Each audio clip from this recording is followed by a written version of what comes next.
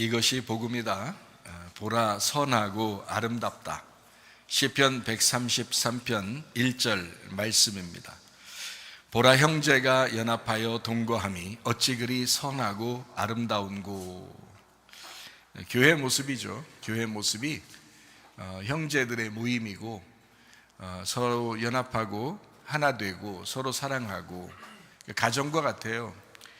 집에 있는 가정은 우리들의 가정이라고 그러고 교회에 있는 교회는 하나님의 가정이다 이렇게 이야기를 하거든요. 그래서 서로 형제들이 서로 연합하고 하나 되는 것이 얼마나 아름다운가, 이런 얼마나 기쁘고 좋은 일인가, 이런 거죠. 여러분, 형제들이 많이 있는 집 가보면 형제들이 싸우고 그런 경우도 있거든요. 이제 싸우면서 큰다 이렇게 하잖아요. 엄마 아빠가 가장 바라고 원하는 게 뭘까요? 형제들이 서로 우애 있고 서로 사랑하고 서로 이제 연락도 자주 하고 그러는 거를 부모님이 나이가 먹어가면서 가장 나이 드신 그 부모님이 가장 원하는 게 그런 거예요. 형제들이 서로 연합하고 서로 사랑하고 연락도 서로 자주 하고 서로 위해주고 이제 도와주려고 그러고 그런 마음을 갖는 거를 부모님이 가장 원하는 게 그거거든요. 그래서 서로 연합하는, 교회도 마찬가지입니다. 하나님의 가정이기 때문에 서로 연합하고 서로 하나 되고 서로 사랑하고 그런 거를 하나님이 가장 바라십니다. 구약의 복음이 있습니다. 구약의 복음이 이사야 53장 5절 말씀이거든요. 주님께서 찔리신 것은 우리 허물 때문에 그렇습니다. 주님이 상하신 것은 우리의 죄악 때문입니다. 주님이 징계를 받는 것은 우리 평화를 위해서 그렇게 하는 것이고, 주님이 채찍에 맞으셨잖아요. 우리 치료받게 하려고 그런 것입니다. 이것이 구약의 복음과 같은 이야기입니다. 예수님이 대신 우리를 위해서 그렇게 이제 고난을 당하셨다. 그리고 우리는 그 고난을 당하지 않도록, 그게 부모 마음이거든요. 성경이 뭐 같아요? 성경이 뭘 쓴 것 같아요? 하나님 마음을 쓴 거예요. 하나님 마음이 어떤 것 같아요, 여러분? 부모의 마음이에요. 부모의 마음이 하나님 아버지의 마음을 가장 많이 닮은 거예요. 그래서 부모라 그러는 거거든요. 하나님 아버지의 마음을 닮았다. 그래서 부모는 자식을 위해서 희생하는 겁니다. 자식을 위해서 희생하는 거, 그걸 부모라 그래요. 부모가 오히려 자식이 오히려 희생하고 그러는 건 좀 이게 바뀐 거죠. 그러니까 부모가 희생해서 자녀를 키우는 거예요. 근데 그거를 바뀌면 이게 곤란하거든요. 그러니까 부모는 부모 역할을 잘 해야 되는 거고 자식은 자식의 역할을 잘 해야 되는 것입니다. 하나님 아버지가 그러신 거죠. 그래서 하나님 아버지가 자기 아들을 통해서 그 일들을 이루셨어요. 바로 우리를 살리기 위해서. 그거를 복음이라 그래요. 복음.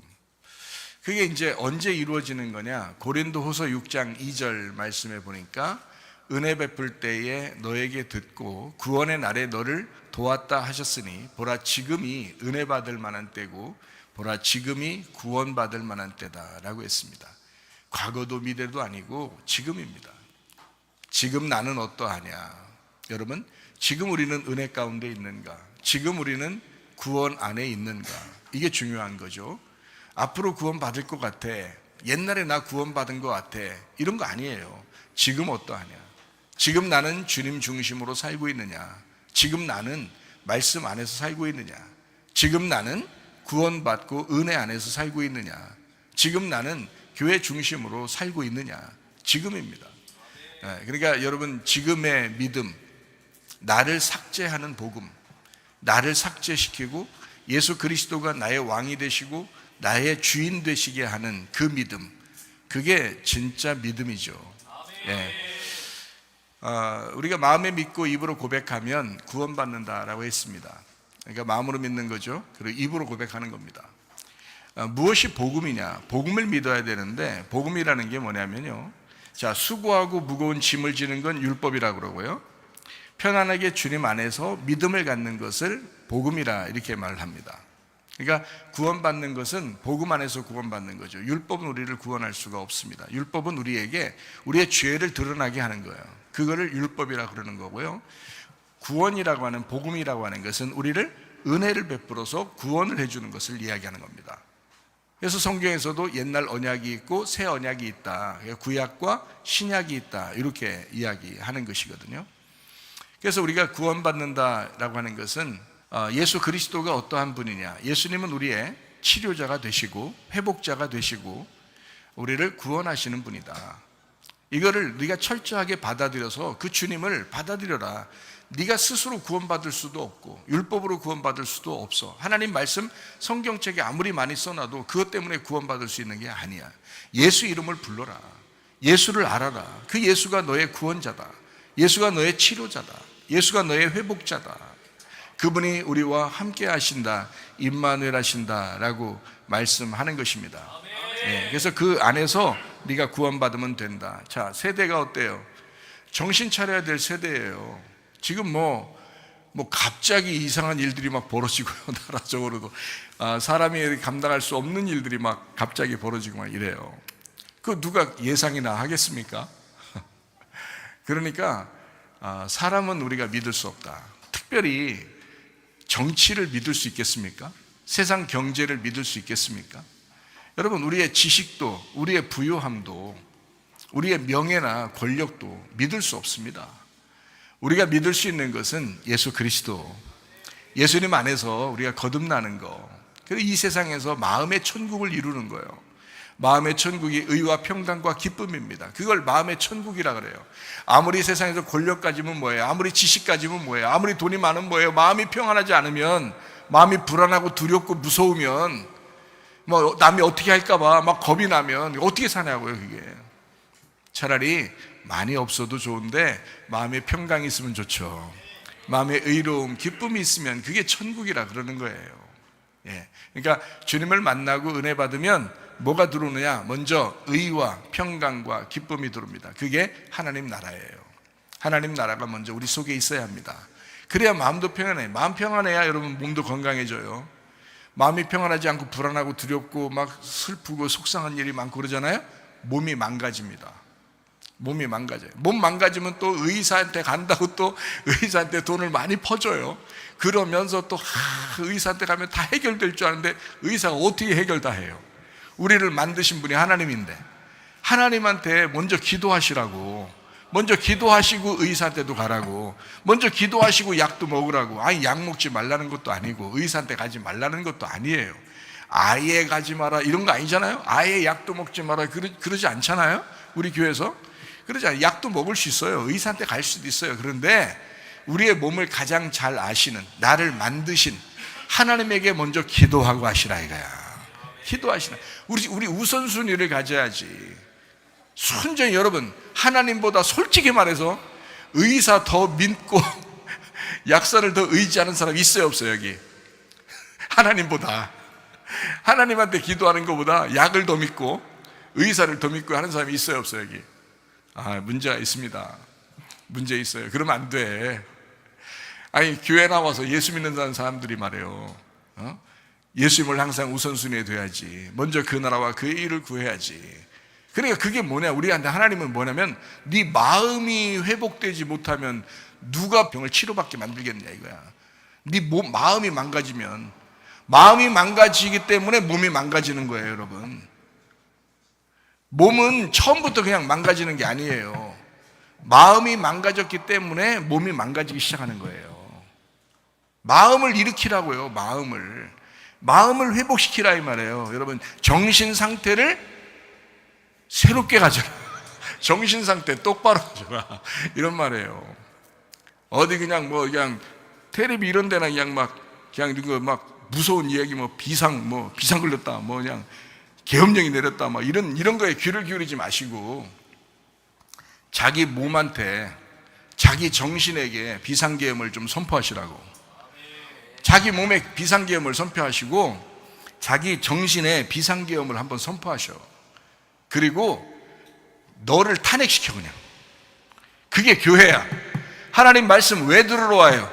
자기를 삭제시키려고 교회 나오는 거 아닙니까 여러분? 자꾸 자기가 탄핵 안 되려고 그러니까 문제가 되는 거예요. 나를 탄핵시켜 예수가 왕이 되도록 하시라 이 말이야. 예수가 우리의 주인 되시도록 하라 이 말이에요. 그게 교회라고요. 그게 말씀이라고요. 그게 설교라고요. 성경 전체의 핵심이 뭡니까? 너를 삭제시키고 예수 그리스도를 복구시켜라 이거야. 너를 탄핵하고 예수 그리스도를 왕으로 섬기라 이거예요. 그게 성경이라고요. 그게 성경. 아니, 목사님 제발 소리 좀 지르지 말고 그냥 조용조용하게 좀 얘기를 하지. 그렇지 않아도 가슴이 두근두근 거린다고 요즘에 그냥 잠도 안 온다고 그렇게 하지만 저도 잠도 못 자고 그래요. 너무 세상 황당해가지고 갑자기 황당한 일들이 막 벌어지니까 막 잠도 안 오고 그러더라고. 그래서 하나님 앞에 기도했어요. 하나님 인도해 주세요. 사람이 어떻게 할 수 없을 때 하나님 앞에 기도하는 거예요. 하나님, 우리는 하나님을 믿잖아요. 하나님 인도해 주세요. 나라와 민족도 하나님 인도해 주세요. 우리 교회도 하나님이 인도해 주세요. 하나님 우리 가정도 인도해 주세요. 하나님 내 몸과 마음도 하나님이 인도해 주세요. 그러니까 잠이 오더라고요. 잠 잘 잤어요. 그래서 마음의 평강을 가져야 돼. 세상에. 자, 시편 133편 1절 말씀해 보니까 형제가 연합하여 동거함이 어찌 그리 선하고 아름다우냐. 왜 이렇게 사람들이 싸우나 몰라. 예? 왜 이렇게 싸우나 몰라. 서로 연합하고 동거하는 것이 얼마나 아름다우냐 이거야. 얼마나 아름다운가. 가정이 서로 사랑하시기를 바랍니다. 교회가 서로 사랑하시기를 바랍니다. 나라도 서로 사랑하기를 바랍니다. 이 말씀을 듣는 사람들은. 형제 연합은 선하고 아름답고 기쁜 일이다. 주님과 하나 되는 기쁨, 교회가 하나 되는 기쁨, 가정이 하나 되는 기쁨, 참 놀랍죠. 서로 연합하는 거 하나님의 뜻입니다. 요한복음 14장 20절의 말씀에 보니까 주님과 하나 되는 거죠. 또 우리가 서로 하나 되는 거죠. 그날에, 부활의 날에, 너 거듭나는 날에, 성령이 오시는 날에 내가 아버지 안에, 너희가 내 안에, 내가 너희 안에 있는 것을 너희가 알리라. 하나님과 우리가 원래 원수되었었잖아요. 예수님이 이 땅에 이웃으로 왔잖아요. 우리를 사랑했잖아요. 서로 사랑하자고. 그냥 너와 내가 사랑하는 게 아니라 나와 내가 사랑하자. 그래서 우리가 돼서 사랑하자. 그냥 내 안에 들어와, 내가 네 안에 들어갈게. 그래서 서로 사랑하자. 이거 뭐 놀라운 일입니다. 이렇게 사랑하자는 거 아니에요. 참 주님만 할 수 있는 말씀입니다. 주님만 할 수 있는 말씀. 그러니까 예수 믿어야지 가능한 말씀. 이거 예수 믿어야 이 말을 이해하는 말씀. 참 놀랍죠.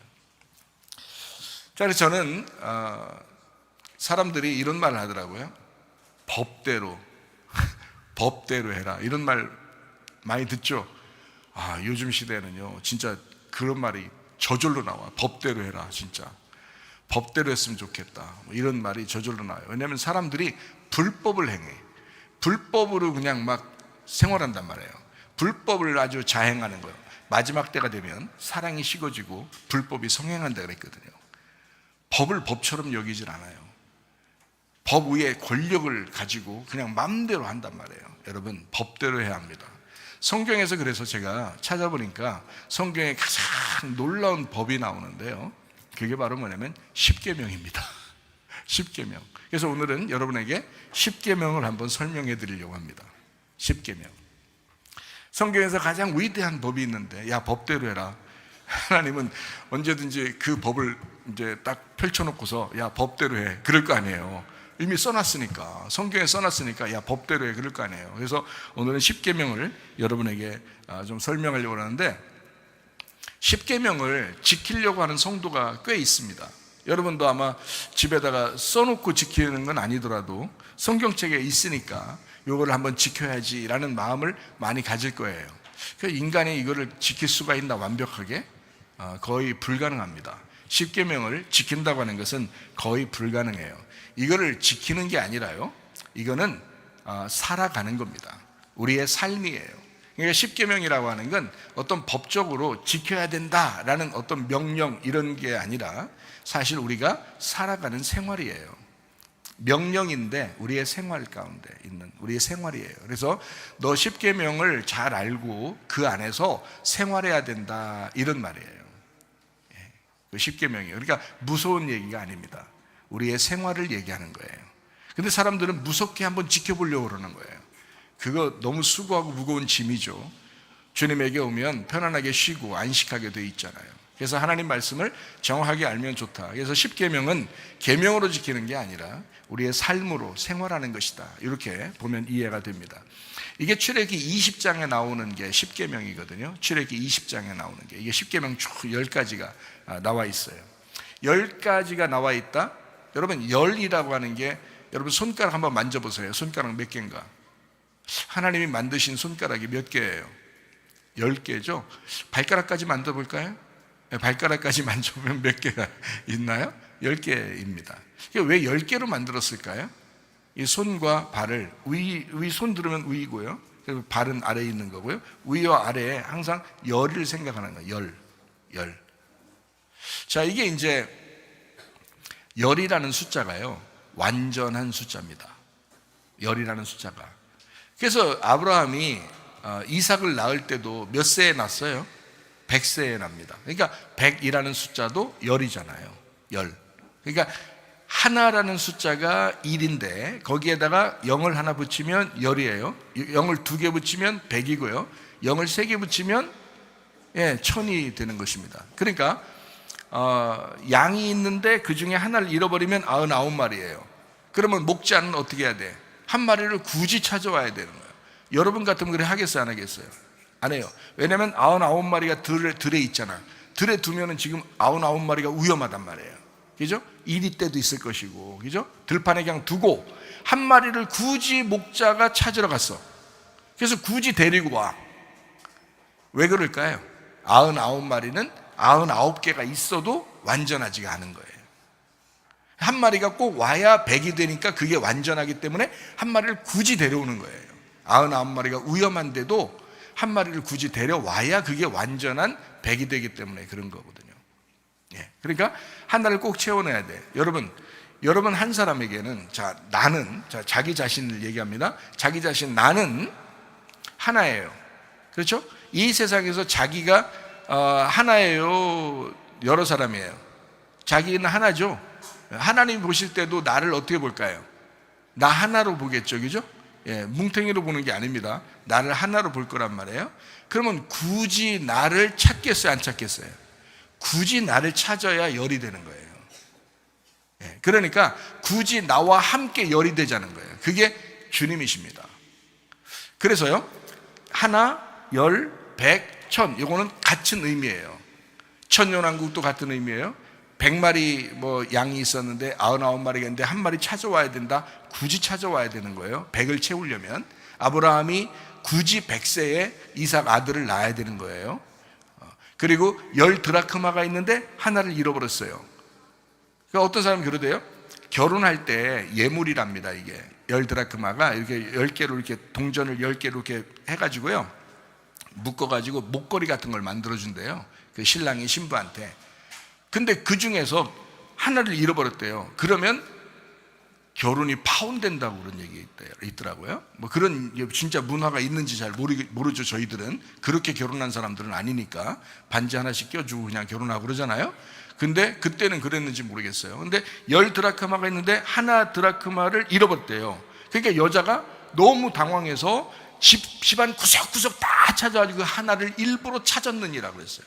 찾으니까 너무 기뻐서 막 잔치를 했대요. 자, 그러니까 이게 무슨 말이냐면요, 100마리에서 한 마리 잃어버렸더니 데리고 와서 100마리가 다시 되면 잔치가 되고, 10 드라크마에서 하나 잃어버리면 그거를 또 찾아오면 또 잔치가 되고요. 또 탕자죠. 탕자를 잃어버렸다가 다시 찾아오면은 그 막 잔치를 하고 그래요. 그러니까 이게 다 뭐냐면요, 하나님께서는 이 한 사람의 그 귀중함을 아신다는 거죠. 여러분 한 사람은 굉장히 귀한 것입니다. 여러분이 아프든 여러분이 안 아프든 여러분이 잘생겼든 못생겼든 많이 배웠든 못 배웠든 부자든 가난하든 상관없이 하나님은 여러분 한 사람이 귀중한 겁니다. 그 한 사람, 너와 내가 합해가지고 100을 이루자, 너와 내가 합해서 10을 이루자 이거예요. 완전한 숫자를 이루자 하는 것이 바로 열입니다. 10개. 그래서 손가락도 10개, 발가락도 10개. 무슨 말인지 아시겠죠? 그래서 10계명도요 성경 전체에서 가장 중요하다는 이 계명도 10개입니다. 그렇게 10개로 만들어 놨어요. 자, 여기 이제 그래서 이거를 10개를 가만히 이렇게 쭉 이렇게 보면요 10계명은 완전한 열이거든요. 그러면 이게 어떻게 이루어졌냐면 이렇게 봐야지 성경이 이해가 됩니다. 그렇게 안 보면은 이해가 안 되는 거예요. 여러분이 다르게 보면 안 되나요? 안 돼요. 그렇게 보지 말고 제가 말하는 대로 한번 보세요. 그래야지 여러분 성경이 더 이해가 되는 겁니다. 자, 1계명부터 10계명까지 있죠. 그러면 요거를 여러분 이게 다 10계명 10개라고 생각을 한단 말이에요. 따로따로. 아니라고요. 이게 1계명이 2계명이고 2계명이 3계명이고 3계명이 4계명이고 4계명이 5계명이고 5계명이 6계명이고요. 6계명이 7계명이고 7계명 8계명이고 8계명이 9계명이고 9계명은 10계명이고 10계명은 1계명이에요. 그러니까 이게 다 하나인 거예요.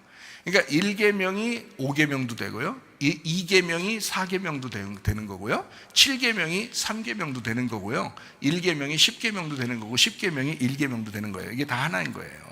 이걸 그렇게 봐야 이해가 되는 겁니다. 하나님은 이 10가지를 알려주려고 한 게 아니라 한 가지를 알려주려고 하는 거예요. 한 가지를. 그래서 성경 10계명을 두 개의 계명이라고 말할 때는 어떻게 해요? 하나님 사랑, 이웃 사랑이라 그러죠. 요거를 합치면 어떻게 된다?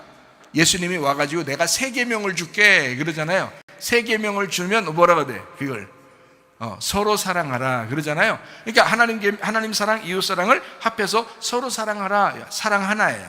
그러니까 1계명부터 10계명까지는 10개가 아니라 사랑이라는 하나다 이 말이에요. 그러니까 이 10계명을 지키는 게 아니라 사랑으로 살아가라라는 말이란 말이에요. 사랑으로 살아가라. 그러니까 10계명이 굉장히 무서운 책이 아니라 10계명이 우리를 사랑하시는 하나님의 사랑의 말씀이라는 거죠.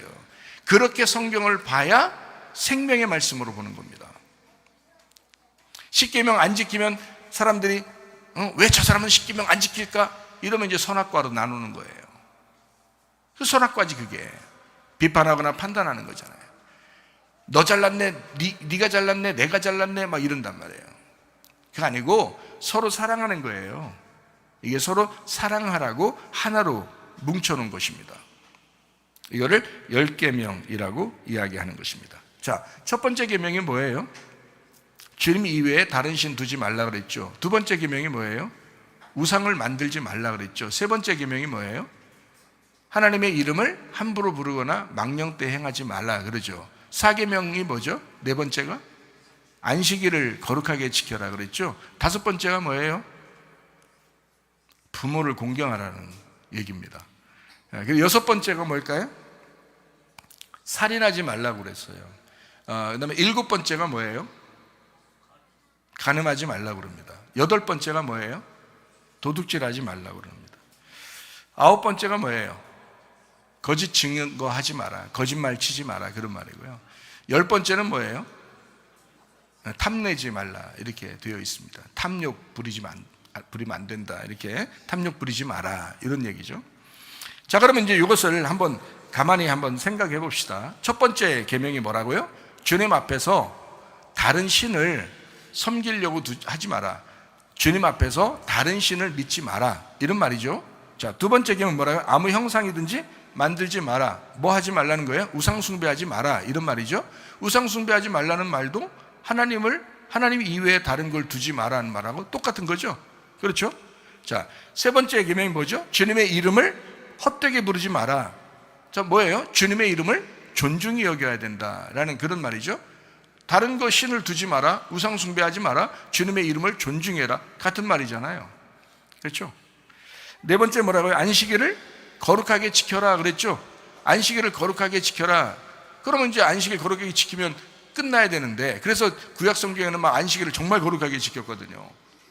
근데 예수님이 와가지고요, 안식일 날 병을 고치고, 안식일 날 선한 일 행동하고, 안식일 날 뭐 병 고치면 막 이렇게 자기 그 들것 있잖아요. 이렇게 누워서 왔단 말이에요. 그래서 들것 같은 거, 요한복음 5장 같은 데 보면 베데스다 연못에 이제 사람이 이제 들려서 왔다고요. 그래서 이제 누워 있는데 넣어줄 사람이 없어서, 그럼 예수님이 와가지고요 치료해 줍니다.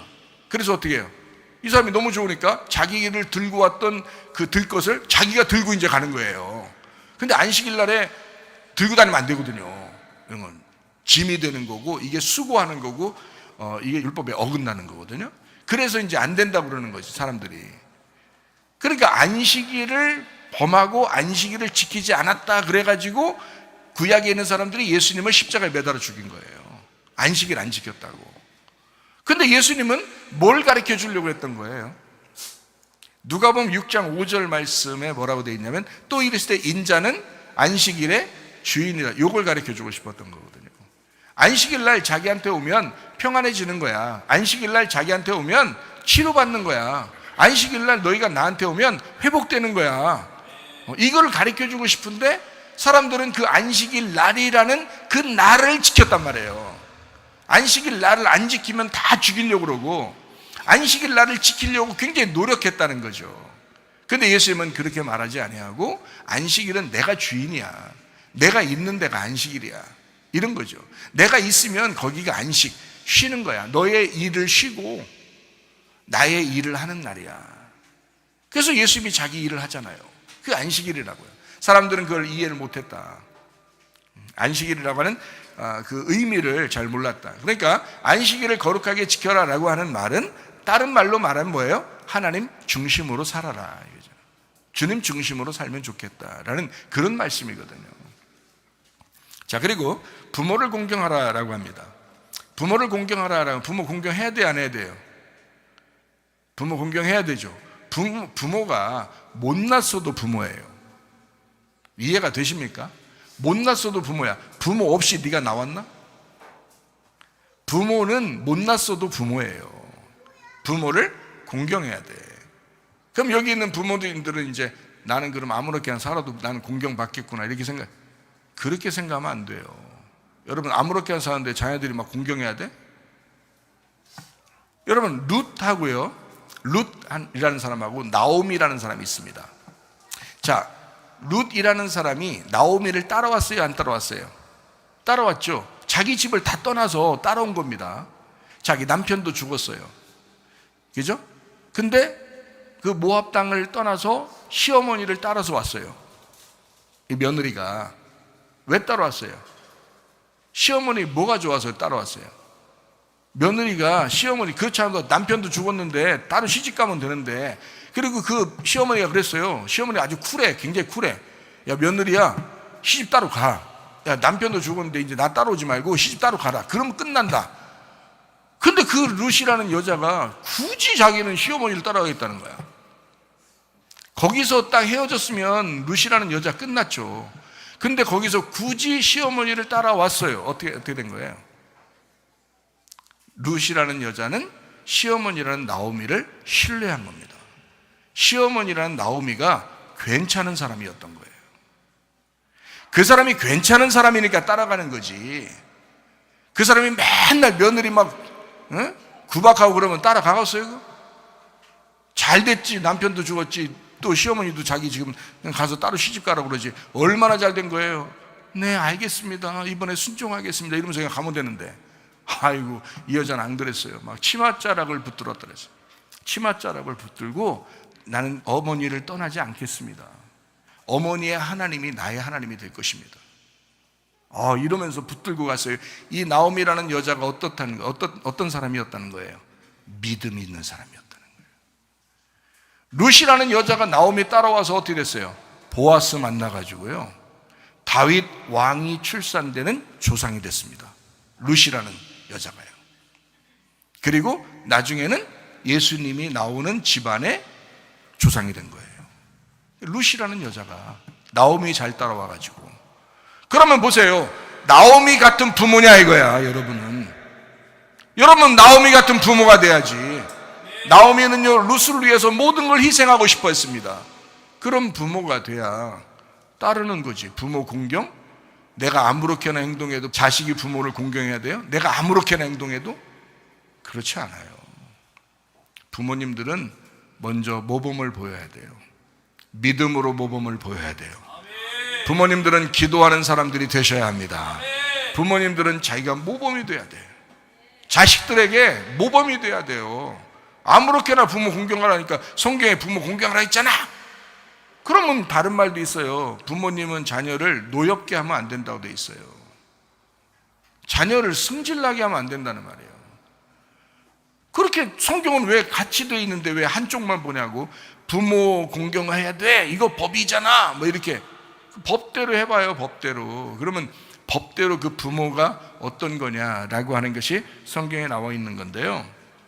부모라는 게요, 단어가 아부엠이라는 단어예요. 아버지 하나님의 말씀이라는 단어입니다. 아버지 하나님의 말씀, 아버지 하나님의 언약, 어머니가 언약이거든요. 그래서 부모할 때 아버지와 언약이라는 말이에요. 하나님 아버지의 말씀, 언약입니다. 그거를 공경하라는 뜻입니다. 이게요. 자, 하나님 말씀의 언약을 공경하는 사람이 부모님을 함부로 대하겠어요? 여러분, 저 부모님께 효도합니다. 저는 부모님께 효도하는 사람이에요. 근데 우리 어머니가 저를 위해서 모든 걸 다 희생하신 분입니다. 모든 걸 다 희생했어요. 그러니까 자신의 모든 것을 아주 나를 위해서 다 희생하시고 우리 자녀들을 위해서도 다 희생하신 분이에요. 그럼 내가 생각할 때 어때요? 나를 위해 희생하신 우리 부모님, 그 어머니를 돌아가실 때까지 내가 책임져야지, 그런 마음을 당연히 갖는 거죠. 먼저는 부모가 해야 될 일이고요. 그래서 아기가 태어나서 부모가 아기를 키우잖아요. 그 키울 때 자기의 모든 것을 다 전달하는 겁니다. 그리고 이제 노쇠해져요. 그러면 자녀가 부모를 공경하는 것입니다. 그게 성경의 법칙이거든요. 그러면 하나님 아버지가 우리를 어떻게 했어요? 우리가 죄인 되고 원수 되고 아주 개망나니로 살던 우리들을 하나님이 자기 아들을 보내서 십자가 못 박혀 돌아가시게 하고 무작정 생명을 걸고 우리를 사랑해 주셨다고요. 우리가 이제 점점 자라나서 알다 보니까 하나님이 자기 생명으로, 자기의 피로 우리를 사랑했다는 거예요. 그걸 알게 된 우리가 가만히 있겠어요? 하나님 앞에 예배드리죠. 하나님 앞에 기도하죠. 봉사하죠. 교회를 위해서 막 살죠. 그게 당연한 것입니다. 부모 공경입니다. 네. 이해가 되시겠어요? 부모를 공경하라. 마태복음 15장 4절 말씀해 보니까 하나님이 이르셨으되 네 부모를 공경하라 하시고 또 아버지나 어머니를 비방하는 자는 반드시 죽임을 당하리라 하셨다 했습니다. 네. 부모를 공경해야 된다. 비방했다? 반드시 죽여라. 이게 법입니다. 이게. 그러면 부모가 뭐라고요? 하나님 아버지 그리고 언약이라는 말씀이다. 그럼 하나님의 말씀을 얘기한다. 그러면 다른 말로 말하면 뭘 하라는 거예요? 하나님의 말씀 중심으로 살아야 된다라는 그런 말씀입니다. 하나님 말씀 중심으로 살아야 돼. 그런 사람이 진짜 부모에게도 효도합니다. 하나님 말씀 중심으로 사는 사람이요. 부모에게 효도 못하는 사람이요, 말씀 중심으로 안 사는 사람이야. 여러분, 이해가 되시죠? 무슨 말인가? 예. 그러니까 부모 공경 안 하면 어떻게 된다고요? 죽여라. 죽여라. 그러니까 부모님들이요, 무조건 우리는 공경받아야 됩니다. 우리는 무조건 공경받아야 돼요, 부모님들은. 근데 이제 제가 부모 입장에서 여러분에게 같이 부모 입장에서 얘기하는 거예요. 우리 부모들은 먼저 희생해야 된다. 먼저 자녀들을 위해서 사랑하고 자기의 것을 들여서 희생해야 된다. 그게 부모다. 하나님 아버지가 그러셨다. 그렇죠? 우리도 그렇게 하는 게 마땅하지 않느냐. 그건 우리들끼리 하는 얘기고요. 자녀들은 어떻게 해야 돼? 우리 부모님께 효도해야지. 이렇게 마음을 가지라고 이런 말씀을 받으면, 그죠? 이게 법칙이잖아. 이게 규칙이잖아요. 그러니까 법대로 해. 법대로. 그러니까 법대로 살자. 성경의 법대로 하자. 이런 얘기입니다. 자, 살인하지 말라고 했습니다. 살인하지 말라고 그러면 우리 살인한 적 없는데, 우리가 다른 사람 죽인 적 없는데, 이렇게만 생각한다고요. 그러니까 살인하지 말라는 건 우리는 지켰어. 교회에 다니는 사람들은 특별히 지켰어. 이렇게 말하지만 성경은 그렇게 말하고 있지 않습니다. 성경은요. 한번 볼까요? 마태복음 5장 21절 22절 말씀입니다. 옛사람에게 말한 바 살인하지 마라. 누구든지 살인하면 심판을 받게 되리라 하였다는 것을 너희가 들었잖아. 근데 나는 너희에게 이렇게 말해. 형제에게 노하는 자마다, 형제한테 승질내면 말이야 심판을 받게 돼. 그리고 형제를 대하여 나가라 하는 자는, 이거 나가 이런 말이 아닙니다. 나가라 하는 자는 공회에 잡혀가게 되고, 미련한 놈이라 하는 자는 지옥불에 들어가게 되리라. 이게 무슨 말이냐면요, 야 바보 같은 놈, 이 멍청이, 너 정신머리 진짜 정신 안 차려? 그렇게만 말해도 지옥불 간대야. 이게 무슨 말이에요? 여러분 다른 사람한테 승질 내봤어요, 안 내봤어요? 승질 내봤죠? 지옥 가야 되겠네? 이거 큰일 나요. 그러니까 이게 솔직히 말해서 살인하지 말라는 말이에요. 진짜 함부로 말하지 말란 말이에요. 함부로 말하지 말란 얘기예요.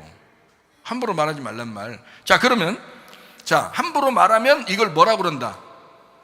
살인이라 그런다. 그래서 진짜 사람을 죽이는 것도 살인이지만 말로 사람을 죽이는 게 진짜 죽이는 거란 말이에요. 여러분, 말로 사람 죽이지 말라는 거야. 무슨 말인지 아시겠죠? 그러면 이제 여기서 우리가 이런 거, 여기서 이제 그래 내가 말도 조심한 것 같은데, 그래 내가 그래 그럼 내가 요건 지킨 것 같아 라고 생각할지도 모르지만, 또 한 가지를 또 한번 찾아보면 여러분 이해가 되는데요, 요한일서 3장 15절 말씀입니다. 그 형제를 미워하는 자마다 살인하는 자니 살인하는 자마다 영생이 그 속에 거하지 아니하는 것을 너희가 아는 바라 라고 되어 있습니다. 그러니까 우리가 살인 안 했다고 해서, 몸으로 진짜 살인 안 했다고 해서 진짜 살인 안 한 게 아니고, 그 10계명이라는 엄청난 하나님의 그 10가지 계명을 우리가 잘못하면 어긴 게 된단 말이죠. 그게 뭐냐? 미워하면 그렇다는 거예요. 그러니까 여러분 미워하지 말라는 거야. 자, 자녀를 진짜 미워서 혼내요? 진짜 징계하려고 혼내요? 징계해서 바르게 잡으려고 혼내는 거지 미워서 혼내요? 그렇지 않죠. 목사가 여러분을 혼낼 때 막 미워가지고 막 징계하려고 혼내요? 아니면 여러분 바르게 세우려고 징계하면서 혼내요? 바르게 세우려고 징계하면서 혼내거든요. 틀림없는 사실입니다. 제 마음을 여러분이 들어보면 알잖아요. 그렇게 저는 생각하고 혼내고 있는데, 미워하지는 말라는 거지. 무슨 말인지 아시겠어요? 성경에 미워하지는 말라, 혼내지 말라는 뜻이 아닙니다. 미워하지 말라고 그러는 거지.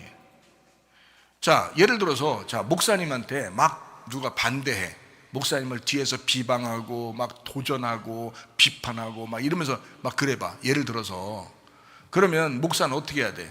사랑해, 용서해, 같이 주님의 일 좀 열심히 하자, 같이 이것도 하고 저것도 하자, 내가 이것도 맡겨줄게, 저것도 맡겨줄게. 그래요? 아니면은 난 너랑 일 못한다, 난 너랑 일 못하는 거다, 일은 안 된다, 그냥 내가 너 미워하진 않아, 미워하진 않지만 너랑은 일을 못하는 거야, 네가 나를 도전했잖아. 부모님한테 자녀가 그런 거예요. 자녀들이 부모님한테 막 도전했어. 그리고 막 부모님을 비방하고 뒤에서 다른 사람하고 막 그렇게 했다. 부모님이 자녀를 가만두겠어요? 가만 안 놔둡니다.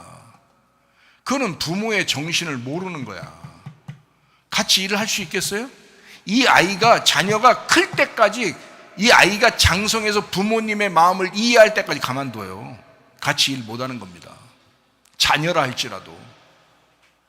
미워하는 게 아니에요. 일을 같이 못하는 거예요. 무슨 말인지 아십니까? 그러니까 제 마음속에는 여러분 미워하는 마음이 절대 없어요. 그러나 잘못하면 바르게 세워주려고 하는 마음이 있다는 거죠. 그런 마음이지. 그래서 미워하지는 말아라. 그게 살인이다. 성경대로 우리 살자, 법대로 살자, 이제 그런 말씀입니다. 이거를 미워하지 마라, 살인하지 마라, 이거는 소극적인 얘기잖아요. 적극적으로, 다른 말로 반대로 얘기하면 적극적으로 이게 무슨 말이에요? 사랑하라는 말입니다. 서로 사랑해야 된다, 이 말이잖아요. 자, 그리고 이제 간음하지 말라고 되어 있습니다. 간음하지 마라. 그러면 간음 안 해줘. 여러분 누구 일부러 지나가는 사람 막 간음하고 그럽니까? 여러분 또 옆에 사람 막 간음하고 그럽니까? 안 하죠. 근데 성경은 이렇게 말한단 말이죠. 마태복음 5장 27절 28절의 말씀입니다. 또 간음하지 말라 하였다는 것을 너희가 들었지만 나는 너희에게 이른다. 음욕을 품고 여자를 보는 자마다 마음에 이미 간음하였느니라. 그런 마음이, 여러분 남자들, 여기 남자들만 한번 생각해 보세요. 남자들만 저를 한번 쳐다보세요. 뭐 여자들은 또 감시하려고 쳐다볼지 모르겠지만 남자들만 한번 저를 쳐다봐 보세요. 이런 마음이 있어 봤어요? 없어 봤어요? 한 번도? 있어 봤죠. 니네 다 간음한 거네. 그렇죠? 그럼 우린 다 간음했네. 남자는 다 간음한 거야. 성경 10계명에 다 해당돼서 간음을 저지른 거란 말이에요. 그렇죠? 이런 마음이 있다면 간음을 저질렀다. 그러면 성경에 자, 음욕을 품었어, 간음을 했어, 실제로 간음을 한 것과 음욕을 품은 것 다 똑같죠. 근데 속의 마음을 가진 걸 그대로 다 행동해버리면 짐승이 되는 거고요, 속의 마음에 품은 걸 그대로 그거를 속에서 없애버리면 사람이 되는 겁니다. 그래서 속에 그런 마음이 있을 때 여러분 어떻게 해요? 어떻게 해결할 거예요? 기도하는 것입니다. 회개하는 것입니다. 마음을 정결하게 하는 것입니다. 그걸 우리가 기도하는 거죠. 하나님과 교통하는 거죠. 자, 이쪽 생각이 막 육체적인 생각이 나는데 영적인 생각을 더 많이 해버리는 겁니다. 그러면 이게 생각이 점점 줄어들죠. 영적인 생각을 점점 더 많이 해버리니까. 그렇잖아요. 자, 이거를 적극적으로, 자, 음욕을 품지 마라, 간음하지 마라. 이거는 소극적이잖아요. 뭐뭐 하지 마라 그러니까. 그럼 적극적으로 이게 뭐 어떻게 하라는 거예요, 도대체가? 어떻게 하라는 거예요, 이게? 음욕을 품지 마, 간음하지 마. 지금 너 어떻게 하라는 거예요? 거룩하게 살으라는 뜻입니다. 이 말이에요. 너 거룩하게 살아야 돼. 너 구별되게 살아야 돼. 너 구별해서 살아야 돼. 너 인생을, 네 몸을 아무렇게나 막 던지면 안 돼. 너 마음을 아무렇게나 던지면 안 돼. 너 거룩하게 살아야 돼. 너 구별되게 살아야 돼. 다른 말로 말하면 뭘까요? 교회 중심으로 살아야 돼. 너 세상 중심으로 살려고 했는데 너 그거 음욕이야. 너 그게 간음이야. 세상과 친구가 되려고 하잖아. 그거 간음이라고 성경에 야고보 4장에 나와 있어. 그러면 간음을 저지르지 않고 우리 거룩하게 하려면, 구별되게 살려면 너 교회 중심으로 살아야 돼. 이 말이에요. 너 교회 중심으로 살아가야 돼. 이런 말입니다. 자, 그리고 이제 우리가 뭐라 그래요? 도둑질 하지 마라. 도둑질 하지 마라. 그럼 우리 도둑질 뭐 하나요? 나이가 조금 먹으면 뭐 사춘기만 지나도 다 알아. 사춘기 지나기 전에 뭐 도둑질 하는 애들도 있죠. 모르니까 이것저것 뭐 훔치고, 뭐 훔친다기보다도 뭐 가져오고 그런 거죠. 뭐 남의 거 가지고 놀다가 막 가져오고.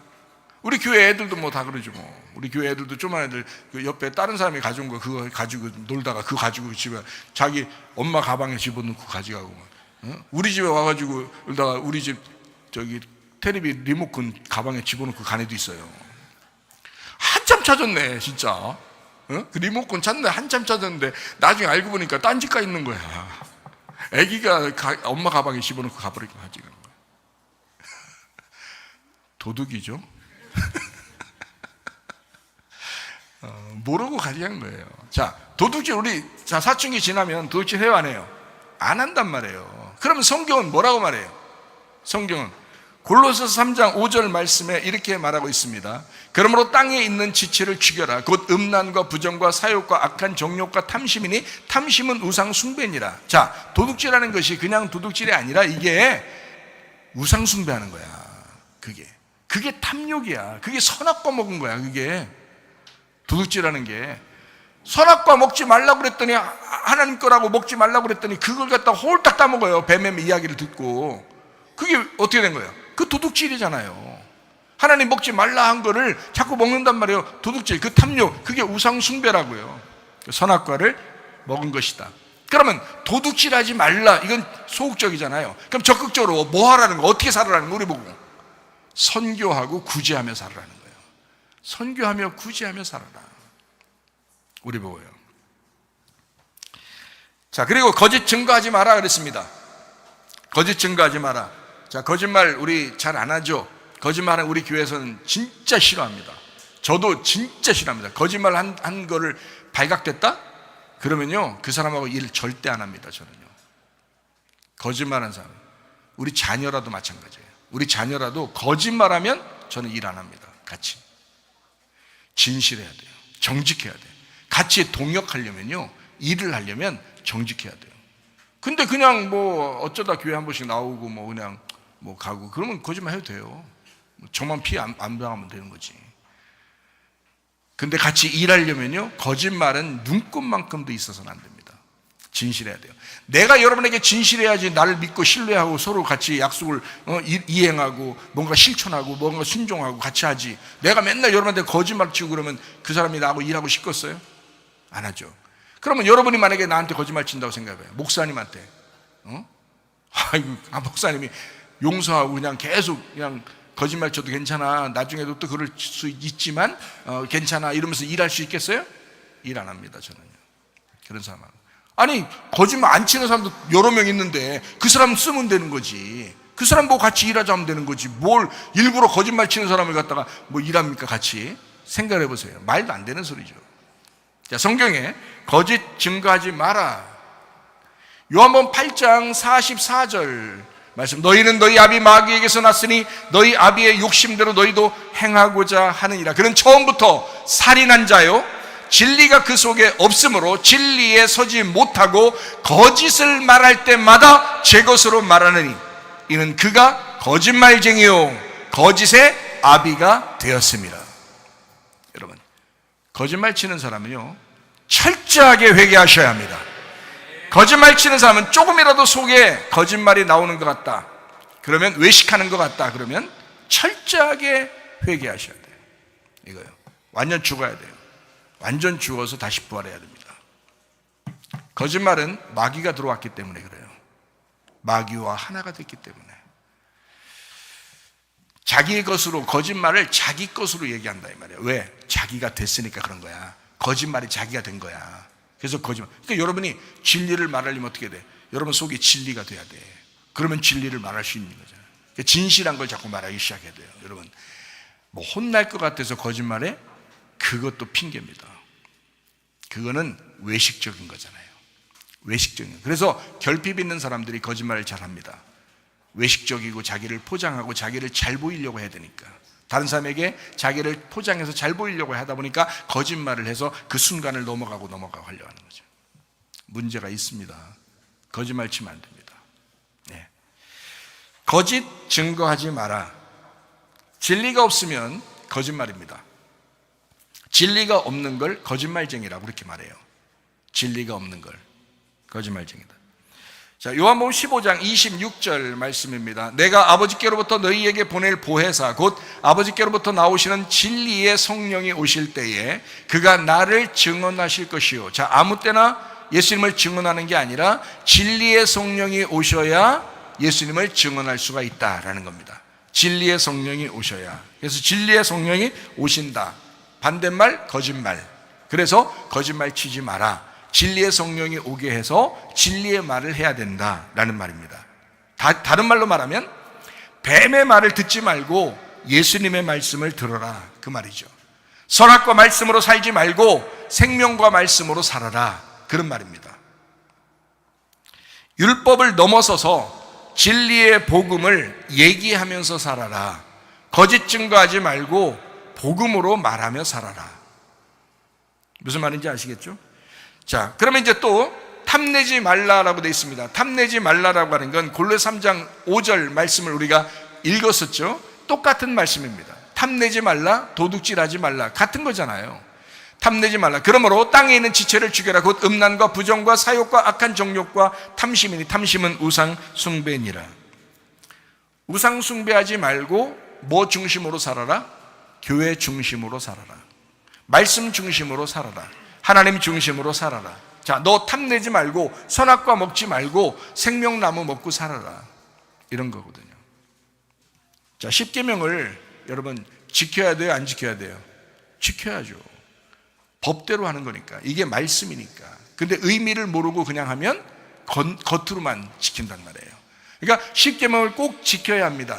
그래서 성경에서는 이렇게 말해요.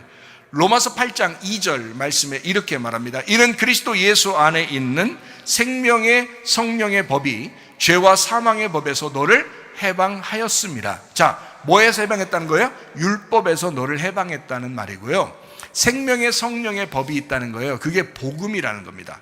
그게 은혜라고 하는 것입니다. 자, 우리가 율법으로 법을 지키는 게 아니라 복음으로 법을 지키는 거예요. 무슨 말인지 알겠어요? 자, 우리는 종이 아닙니다. 우리는 종이 아니에요. 우리는 아들이라고 그래요. 하나님의 아들들이다. 그러면 아들이 지키는 것은 아버지에게 아들로 인정받은 상태에서 기쁨으로 지키는 걸 얘기하는 거고요. 이걸 복음이라고 그렇게 말합니다. 종은 안 지키면 혼나는 거예요. 이걸 그 주인의 말을 안 따르면 혼나잖아요. 그래서 혼나기 때문에 혼나지 않으려고 지키는 걸 종이라고 그래요. 그래서 그걸 율법이라고 그렇게 말하는 겁니다. 그래서 율법은 우리를 구원하는 것이 아닙니다. 복음으로 우리가 구원받는 것입니다. 그러니까 은혜로 구원받는다 이렇게 말하는 거죠. 자, 남편과 아내가 있습니다. 그럼 남편과 아내가 둘이 서로 사랑해요. 율법적으로 사랑하고 뭐 밥도 해주고 청소해주고 그럽니까? 아니죠. 복음으로 은혜로 사랑하고 밥도 해주고 청소도 해주고 그러는 거거든요. 기쁨으로 행복함으로 하는 것, 이것을 복음이라고 이야기하는 것입니다. 그러니까 십계명은 지켜야 하지만 이것을 뛰어넘어서 생명의 성령의 법으로 지켜야 된다. 십계명을 지켜야 하지만 생명의 성령의 법으로 지켜라. 율법으로 지키는 게 아니라 그 율법을 넘어선 생명의 성령의 법으로 지켜야 된다라는 그런 말씀입니다. 우상 숭배하지 마라. 하나님과 비교해서 다른 것을 선택하지 마라. 안식일을 지켜라. 주님을 진심으로 믿는 것이 우선이다. 하나님 중심으로 살아라. 자, 정리합니다. 부모를 공경하라. 하나님 아버지와 그의 말씀을 공경해라. 말씀 중심으로 살아라. 살인하지 마라. 미워하지 마라. 사랑해야 된다. 서로 간음하지 마라. 음욕을 품고 살지 마라. 거룩하게 살아라. 구별되게 살아라. 교회 중심으로 살아야 된다. 도둑질하지 말아라. 욕심 부리지 마라. 탐욕 부리지 마라. 선교와 구제를 해라. 참된 예배를 드려라. 그런 말씀입니다. 거짓 증거하지 마라. 거짓말 듣지 말고 진리를 들을 줄 알아야 된다. 뱀의 말 듣지 말고 예수님의 말씀을 들어야 된다. 선악과 말씀으로 살지 말고 생명과 말씀으로 살아야 된다. 거짓말하지 말고 진리를 말할 줄 알아야 된다. 율법으로 살려고 하는 게 아니라 복음으로 살려고 해야 된다. 복음으로 사는 사람이 되어야 된다. 여러분, 그리스도 예수 안에서 서로 사랑만 하다가 주님 만나시기를 바랍니다. 시편 133편 1절 말씀 읽고 마치도록 하겠습니다. 보라, 형제가 연합하여 동거함이 어찌 그리 선하고 아름다운고. 서로 그리스도 예수 안에서 가정과 교회가 하나 되고 연합하여 사랑하다가 주님 만나시기를 바랍니다.